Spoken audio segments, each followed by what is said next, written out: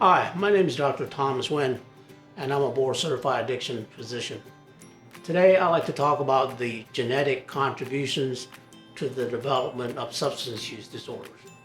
It is a topic that would answer the question of why certain individuals, even when they use the substances in the same amount and time as their friends, but they do not go on to develop the full spectrum of substance use disorders. And substance use disorders, to redefine it, is a treatable chronic medical illness that involves the complex interactions among the brain circuits, the genetics, the environment, as well as the individual's life's experience, which result in the compulsive, continuing use of substances despite severe consequences. According to the DSM-5, the criteria to meet the diagnosis of substance use disorders is as follows. In the section of impaired control, the criteria are: number one, continuous use of the substance in larger amount and longer period of time than intended. Number two, unsuccessful attempts to cut down on the amount of the substances that are being used. And number three, a lot of time is being spent in obtaining, using, and recovering from these substances. And number four, there is high, strong cravings when the individual is not gaining accessibility to the substances. The second topic for the criteria is the social impairment, where these individuals they fail to meet their social, occupational obligations. They continue to use substances despite severe interpersonal relationship issues, and important occupational, social, and recreational activities are being given up to use.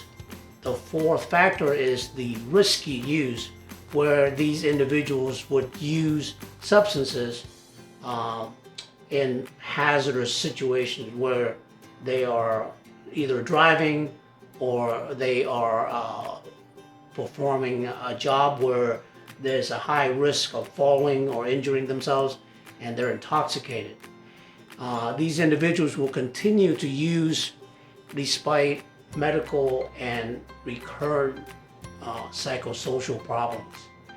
And lastly, the pharmacological criteria is that anyone with substance use disorders must meet either one of the two criteria here in this fourth factor, which is tolerance, and that is to use more and more of the substance in order to experience the same effect, and then the withdrawal symptoms.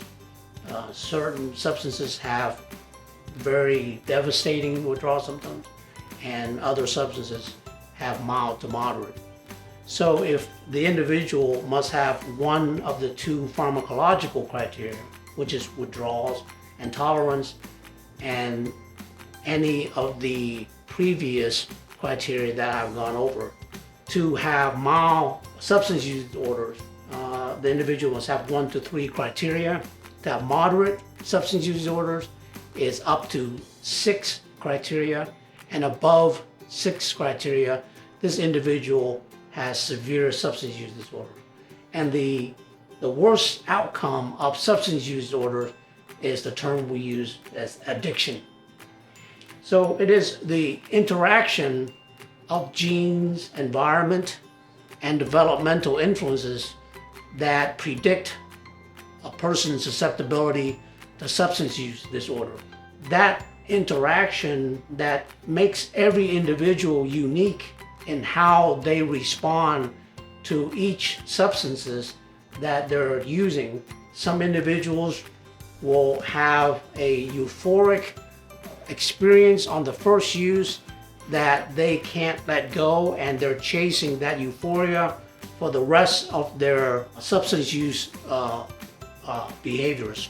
And some others, they're able to use the substances in moderate amount, but they can be functional. It all depends on the type of the substance they're using and how the individual is able to not be susceptible in escalating the use to the point that the severe consequences are inescapable. I want to talk about one of the major predispositions for individuals in developing substance use disorders, and that is the genetic components, which in the broad sense is based on 4 decades of research, but it generalizes from its findings that substance use disorders have a 40 to 60% genetic liabilities. Just because these individuals have the genetic liabilities do not yield the outcome that that person will become addictive to that substance. A lot of the studies have been on alcohol, but because alcohol is a substance that has its effects mainly in the reward system of the mesocortical limbic system through the process of releasing dopamine and the endogenous opioids, these studies can be interpreted to apply towards all substances.